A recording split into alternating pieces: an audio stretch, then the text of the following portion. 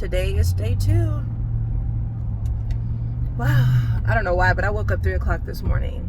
I did not eat all day yesterday. I watched some videos on YouTube about people not eating for 3 days. I got this inspiration from someone that said, yeah, girl, go ahead and have that drink or whatever. You'll be fine.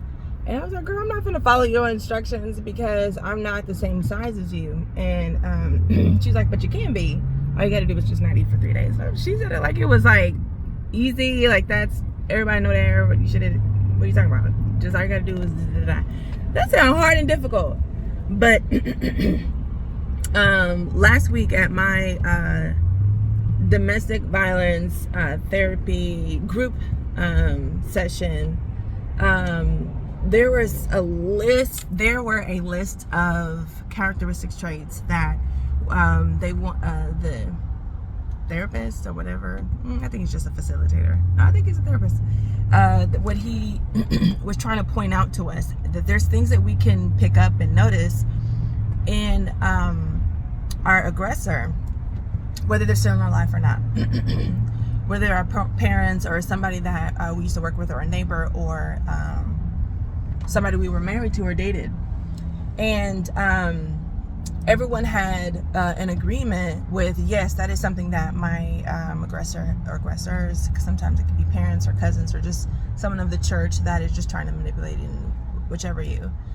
Well, one of the standards was, one of the things, a concern for many of the, because this was women only, that in the future they may not be able to detect if there is someone new that they're trying to befriend, or someone new that they're living next to or going to a different church, just new relationships. Do they have within them what is going to create the same situation again?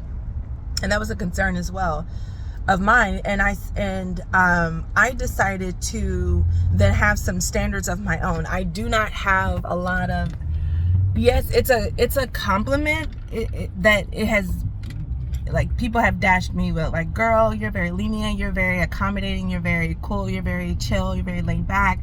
These are all great. However, I've decided to now put my foot down on things and stand up for certain things, just have a higher standard.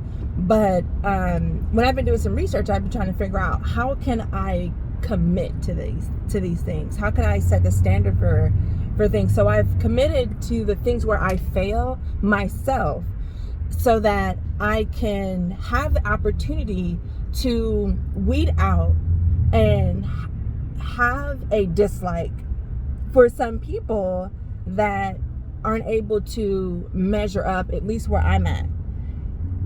I feel like my garage door is so open wide that anyone is going to be okay in my book, and this is why I tolerate so much.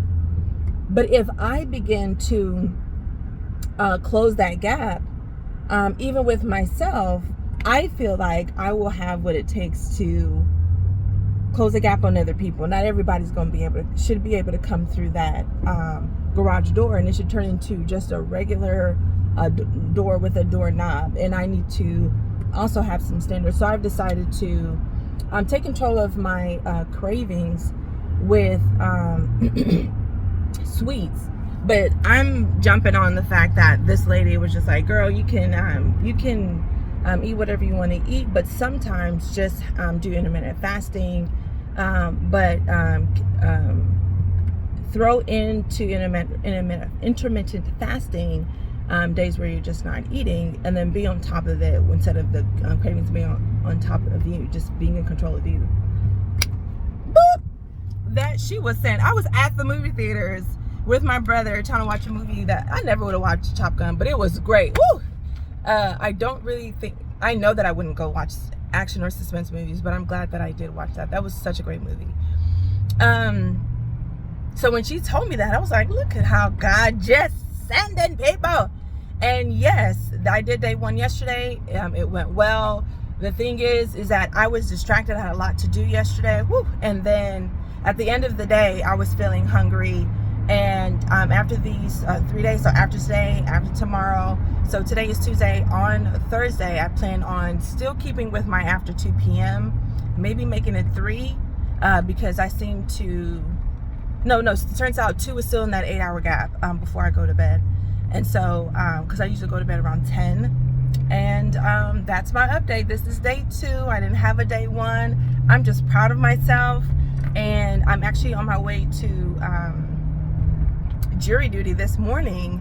And the second standard I'm setting for myself is just always being 10 minutes, maybe even 20 minutes early. Never done that.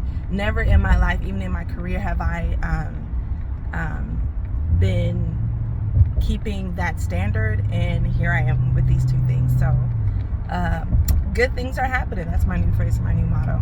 And may it be well with you today, whoever's watching this video. Start keeping standards for yourself.